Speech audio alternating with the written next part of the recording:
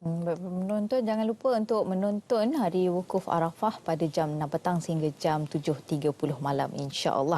Baik, seterusnya bila kita bercakap tentang Arafah dan seterusnya, kita juga ingin berkongsi pada anda berkenaan dengan pelaksanaan kurban di dalam dan juga di luar negara. Bersama dengan saya kenalkan iaitu Ustaz Muhammad Amirul Kamarudin selaku penasihat syariah Izi Kurban. Assalamualaikum. Waalaikumsalam warahmatullahi wabarakatuh. Okey, baik Ustaz. Jadi seperti mana yang kita faham, kita kena memahami apa itu ertinya kurban dan sebagainya. Sebagai permulaan, mungkin boleh kongsikan apakah pengertian dan juga konsep ibadah kurban itu sendiri, Ustaz? Baik, terima kasih Sofi. Assalamualaikum warahmatullahi wabarakatuh. Bila kita bercakap tentang ibadah kurban, sudah pastilah ini adalah masanya. Ya. Waktunya kita ada baki lagi 2 hari untuk kita nak menyambut Aidil Adha. Yang mana Nabi SAW sebut dalam sebuah hadis, ma'amila adamiyun min amalin yawma nahrin ahabullah min ihraqud dam. Tidak ada suatu amalan anak Adam yang dilakukan pada pagi hari raya Aidil Adha yang lebih dicintai oleh Allah SWT, lebih disukai oleh Allah SWT, melainkan kita menumpahkan darah, yakni sembelih haiwan korban. Jadi pada pagi hari raya Aidil Adha itu yang dituntut kepada kita adalah untuk melaksanakan ibadah kurban. Berbeza dengan pagi hari raya Aidil Fitri. Kita mengunjung, ziarah-menziarahi dan sebagainya. Tetapi dalam kita nak menyambut ataupun nak memeriahkan Hari Raya Aidil Adha itu, tak lain tak bukan dengan kita melaksanakan ibadah kurban. Sudahlah kalau tahun ini kita tidak berpeluang untuk menunaikan ibadah haji, maka yang ada pada kita, yang terhidang pada kita adalah ibadah kurban. Betul. Sebab tu Nabi tambah dalam hadis yang lain, Nabi sebut, inna ala kulli ahli baitin udhiyatan fi kulli amin. Setiap seisi ahli keluarga itu melakukan satu ibadah kurban dan diulang-ulang pada setiap tahun. Fi kulli amin, diulang-ulang pada setiap tahun. Jadi maknanya Hari Raya Aidil Adha itu datang setiap tahun. Bulan Zulhijjah itu datang setiap tahun. Maka kita dituntutlah untuk melakukan ibadah kurban pada setiap tahun. Jadi sebab itu berbaki 2 hari lagi, insya-Allah kita akan menyambut Hari Raya Aidil Adha pada hari Khamis nanti. Maka yang belum buat pendaftaran ibadah kurban, yang belum buat persediaan, mungkin sebelum balik kampung belum bercuti balik kampung, cepat-cepat kita buat pendaftaran ibadah kurban. Saya rasa mungkin di masjid ataupun di surau di karya kita ataupun tempat kita mungkin dah tutup penyertaan. Jadi kami alhamdulillah, kami di Izi Kurban kita akan tutup pada hari raya kedua. So kita buka lagi peluang, baki 2 hari 3 hari ini, insya-Allah sama-samalah kita ambil peluang untuk kita melaksanakan ibadah kurban pada tahun ini, insya-Allah. Insya-Allah. Jadi bagi mereka yang sedang menonton ni, nak tahu juga pakej-pakej yang ada yang ditawarkan oleh Izi Kurban sendiri, Ustaz. Baik, seperti tahun-tahun yang lalu kita ada pakej dalam dan luar negara, iaitu korban global dan juga korban lokal. Korban global serendah RM350 dan korban lokal ataupun korban dalam Malaysia serendah RM750. Dan juga kita ada korban di Palestin, juga korban di Syria. Semua pakej-pakej ini insya-Allah kita boleh dapatkan lagi, dan insya-Allah macam saya sebutkan tadi, tarikh tutupnya pada 30 Jun, iaitu pada hari raya kedua. Cuma kita nak pastikan, tak kiralah kurban kita buat dalam negara ataupun luar negara, yang penting jangan sampai kita terlepas peluang, jangan sampai kita rugikan masa ataupun ruang yang Allah berikan kepada kita. Sebab ada kemampuan, kalau ada kemampuan, maka lakukanlah ibadah kurban. Nabi pesankan kepada kita, man kana lahu sa'atun wa lam yudhi fala yaqribanna musallana. Barang siapa yang ada kemampuan, cek balik bagaimanakah perbelanjaan diri dia, keluarga dia untuk menyambut hari raya Aidil Adha.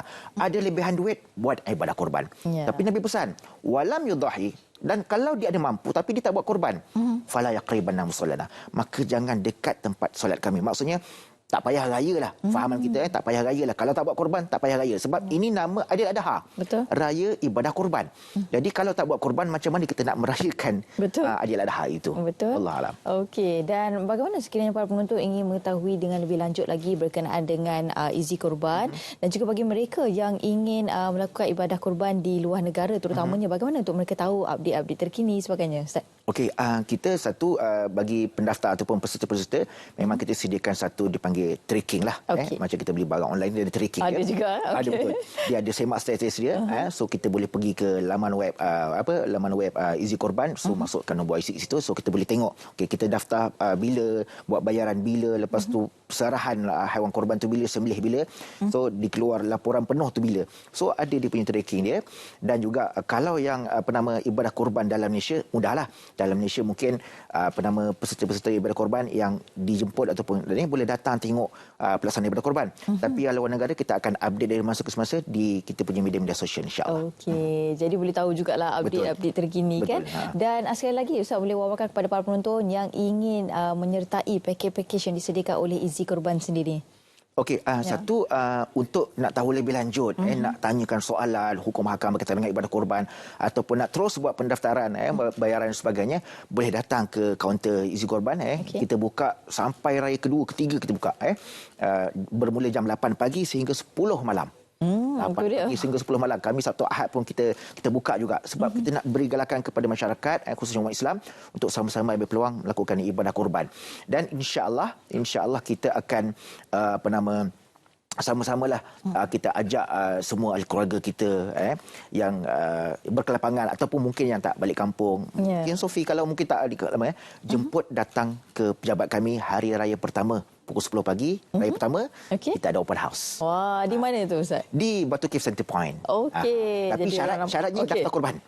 Syaratnya kena daftar kurban. Lepas tu boleh makan open house, insya-Allah. Okey, insya-Allah kita kenduri ramai-ramai. Ya, betul. Okey. Dan selain daripada itu Ustaz, mungkin Ustaz boleh bagi jugalah penerangan kepada masyarakat luar sana yang mungkin masih lagi berkira-kira untuk melakukan ibadah kurban ni. Kadang-kadang ialah kita faham situasi sekarang ni mungkin ramai yang kekurangan dari segi kewangan dan sebagainya.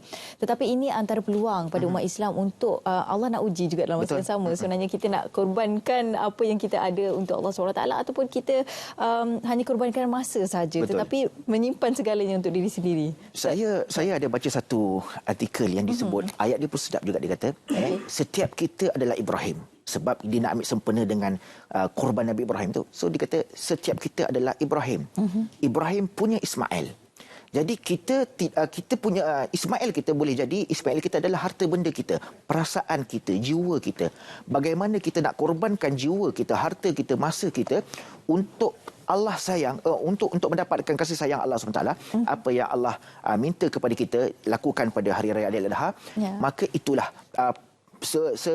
sebesar mana ataupun usaha kita untuk kita nak berkorban, maka di situlah Allah akan terima ataupun Allah akan pandang. Beginilah ukuran ketakwaan kita kepada Allah SWT. Bukan Allah, kalau kita tengok dalam peristiwa korban Nabi Ibrahim tu, bukan Allah kata nak sembelih ataupun nak bunuhnya anaknya Nabi Ismail, tidak. Tetapi Allah nak buang rasa sifat, rasa kepemilikan tu. Kita ada banyak harta, banyak masa, kalau mampu buat ibadah korban. Kita nak kikis rasa pemilikan harta kita, apa yang segala yang nikmat yang kita ada tu sebenarnya adalah milik Allah Subhanahu taala. Maka bila Allah minta untuk kita melakukan ibadah korban, maka kita berikan yang sebaiknya. Mudah-mudahan ia menjadi ukuran takwa kita kepada Allah Subhanahu taala, insya-Allah. Insya-Allah. Jadi apa yang ada pada kita sekarang ni adalah pinjaman semata-mata, Ustaz, kan. Jadi insya-Allah sekiranya kita berjaya untuk korbankan harta daripada sebahagian daripada harta kita dan sebagainya, Allah akan ganjarkan dengan lebih banyak lagi sebenarnya, kan. Jadi keyakinan dan juga ketakwaan kepada Allah Taala tu kena letakkan dengan lebih tinggi lagi lah. Jadi Ustaz mungkin ada boleh wawarkan sekali lagi kepada para penonton untuk sama-sama kita merebut peluang untuk berkorban bersama dengan Easy Korban. Okey, kita masih lagi buka pendaftaran ibadah korban sehingga raya kedua iaitu 30 Jun 30 Jun hari Jumaat. Boleh lagi daftar korban. Kita ada korban lokal, korban global dan sebagainya. Kita ada boleh datang di kaunter kita di Batu Cave Center Point bermula jam 8 pagi sehingga 10 malam, ataupun yang berada di Johor Bahru, yang berada di sebelah selatan boleh datang di Plaza Angsana Johor Bahru tingkat 5. Kaunter kita buka sehingga jam 10 pagi, daripada 10 pagi sehingga 10 malam. So boleh datang daftar ibadah korban, dan insya-Allah kita ajaklah sama-sama ramai-ramai supaya kita manfaatkan baki 2 hari 3 hari ini untuk kita laksanakan ibadah korban. Yang belum balik kampung lagi ada kesempatan lagi, ataupun yang mungkin jauh nak daftar online, nak telefon kita ada talian bebas tu 1800 885 885 ataupun WhatsApp 0132386000 ataupun di kita punya laman web www.easykorban.org, insya-Allah. Ya, insya-Allah nombor telefon telah pun tertera di kaca TV anda. Sebarang pertanyaan ataupun persoalan boleh terus hubungi nombor yang tertera di kaca TV anda, ataupun mungkin juga anda yang ingin mendaftarkan diri anda, masih ada peluang lagi, insya-Allah, sampailah 3 hari raya nanti. Betul. Ustaz. 2 hari raya nanti, insya-Allah. Okey, sekali lagi Ustaz boleh wawarkan kepada para penonton sekali lagi berkenaan dengan package Easy Korban. Okey, satu yang kita sebut, kita ada package korban global, korban global dengan serendah harga RM350 masih dibuka, dan korban lokal pun masih dibuka dengan harga RM750. So pilihan di tangan anda nak buat korban dalam negara ataupun korban di luar negara. Dan cuma itulah kita pastikan, tak kira kita buat korban dalam ataupun luar negara, pastikan cuma jangan terlepas peluang untuk kita nak melaksanakan ibadah korban, sebab satu ibadah yang tidak boleh diganti pada tahun-tahun yang lalu. Kalau terlepas tahun ini punya korban. Tahun depan punya cerita. Tahun depan punya korban. So manfaatkan sebaik mungkin sebab ibadah kurban ini yang akan menjadi ukuran takwa kita kepada Allah Subhanahu Wa Taala, insya-Allah, mudah-mudahan. Insya-Allah. Jadi untuk tahun ni macam hari-jadi kita juga lah. Betul. Tahun ni je lah. Tahun depan sambut tahun depan. Tahun depan pula kan. Masih makin meningkat usia kita kan. Allahu Akbar. Jadi insya-Allah di kesempatan yang ada ini, jadi gunakan ruang dan peluang yang Allah Subhanahu Wa Taala berikan kepada kita untuk sama-sama kita melaksanakan ibadah kurban, insya-Allah. Baik, terima kasih saya ucapkan kepada tetamu saya Ustaz Muhammad Amirul Kamarudin selaku penasihat syariah Easy Kurban. Terima kasih banyak Ustaz. Moga dimudahkan segala urusan, insya-Allah. Nanti Ustaz kurban di mana? Di sini ke di luar negeri? Saya sebab penyertaan dalam Malaysia banyak, so kita tumpukan di sini, kurban dalam Malaysia, insya-Allah. Okey, insya-Allah. Jadi sama-sama kita mendoakan yang terbaik, insya-Allah, buat Easy Kurban. Baik, seterusnya kita akan berlintas langsung